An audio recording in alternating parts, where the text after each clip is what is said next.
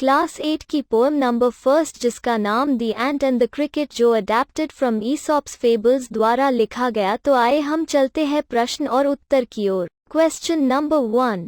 The cricket says, oh what will become of me. When does he say it and why. Cricket कहता है, ओह मेरा क्या बनेगा। वो यह कब कहता है और क्यों। Answer, the cricket said the given line when it found that it's cupboard was empty and winter had arrived. It could not find a single crumb to eat on the snow-covered ground and there were no flowers or leaves on the tree. It wondered what would become of it because it was getting cold and since there was nothing to eat, it would starve and die.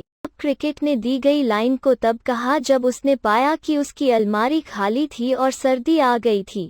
यह बर्फ से ढकी जमीन पर खाने के लिए एक भी टुकड़ा नहीं खोज सका और पेड़ पर कोई फूल या पत्तियां नहीं थीं।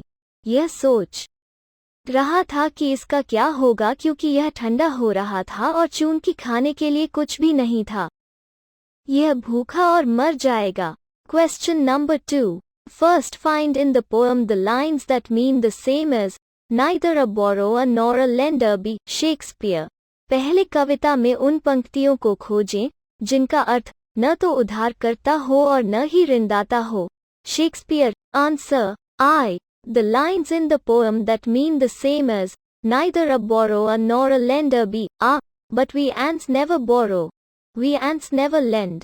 उत्तर, कविता में जो पंक्तियां हैं उनका अर्थ न तो उधारकर्ता है और न ही ऋणदाता है, लेकिन हम चींटियां कभी उधार नहीं लेती हैं, हम चींटियों को कभी उधार नहीं देते। Second, what is your opinion of the ants principles. दूसरा, आप चींटी के सिद्धांतों के बारे में क्या राय रखते हैं।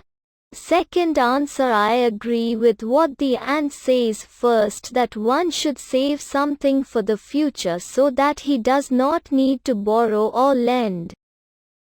But I don't agree with the ant's principle what he told later. If he says he is a friend of cricket, then he should also help the cricket at the time of distress. On the other hand, I believe that a friend in need is a friend indeed. दूसरा उत्तर, मैं इस बात से सहमत हूँ कि चींटी पहले क्या कहती है कि किसी को भविष्य के लिए कुछ बचाना चाहिए ताकि उसे उधार लेने या उधार देने की आवश्यकता न हो, लेकिन मैं चींटी के सिद्धांत से सहमत नहीं हूँ जो उसने बाद में बताया था।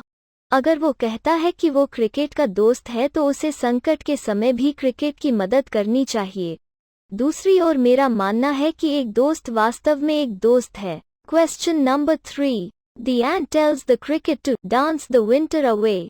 Do you think the word dance is appropriate here? If so, why? प्रश्न संख्या 3। चींटी क्रिकेट को सर्दियों के दूर नृत्य करने के लिए कहती है। क्या आपको लगता है कि नृत्य शब्द यहाँ उपयुक्त है? यदि हाँ, तो क्यों? Answer, the ant told the cricket to dance the winter away because when it asked the cricket what it did in the summers and why it had not stored any food for summers, the cricket answered that it sang through the warm and sunny months of summers. Therefore, in reply to this, the ant asked the cricket to dance the winter away just like it sang all through the summers and did not bother to store food for winters. उत्तर, चींटी ने cricket को सर्दियों को दूर करने के लिए नृत्य करने के लिए कहा क्योंकि जब उसने क्रिकेट से पूछा कि उसने ग्रीष्मकाल में क्या किया और उसने ग्रीष्मकाल के लिए कोई भोजन क्यों नहीं संग्रहित किया, तो क्रिकेट ने जवाब दिया कि उसने ग्रीष्मकाल के गर्म और धूप वाले महीनों में गाया था। इसलिए इसके जवाब में चींटी ने क्रिकेट को सर्दियों की तरह नृत्य करने के लिए कहा, जैसे कि गर्मियों के दौरान गाया और सर्दियों के लिए भोजन स्टोर करने की जहमत नहीं उठाई।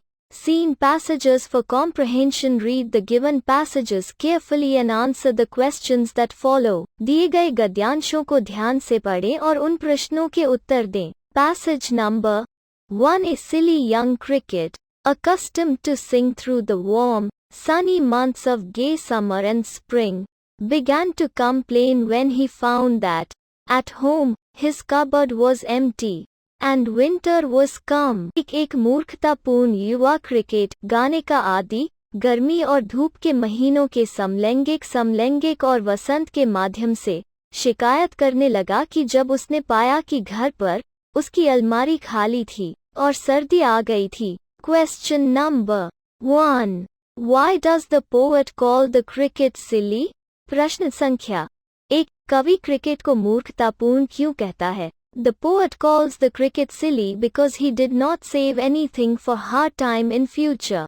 उत्तर संख्या 1, कवि ने क्रिकेट को मूर्खतापूर्ण कहा क्योंकि उसने भविष्य में कठिन समय के लिए किसी भी चीज को नहीं बचाया। Question number 2, How does the cricket spend summer and spring? Cricket गर्मियों और वसंत को कैसे बिताता है?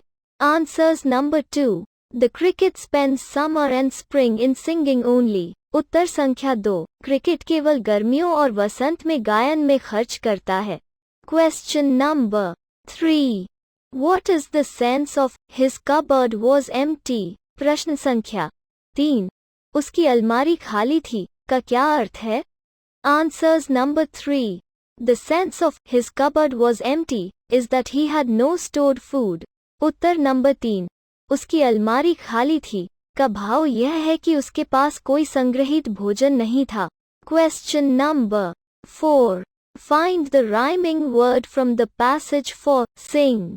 Answers number 4, The rhyming word for sing in the passage is spring. Question number 5, Find the one word from the passage which means say that one is dissatisfied, unhappy.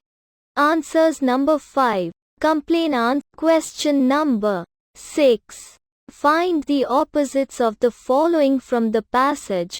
First old, second cold. प्रश्न संख्या 6, पास से निम्नलिखित के विपरीत खोजें। Answers number 6, First young, second warm.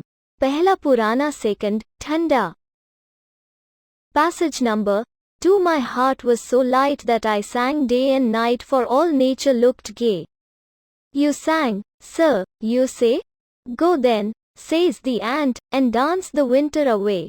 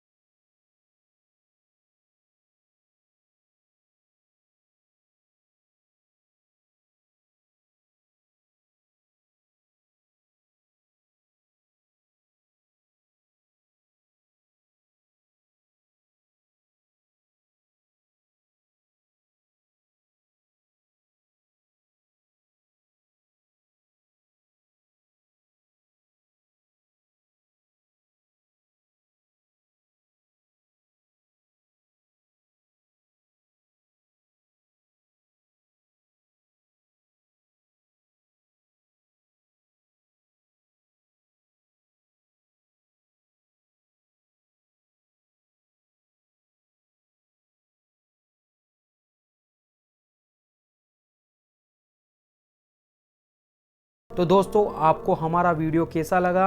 अगर आपको हमारा वीडियो पसंद आए तो लाइक, शेयर और सब्सक्राइब करना ना भूलें।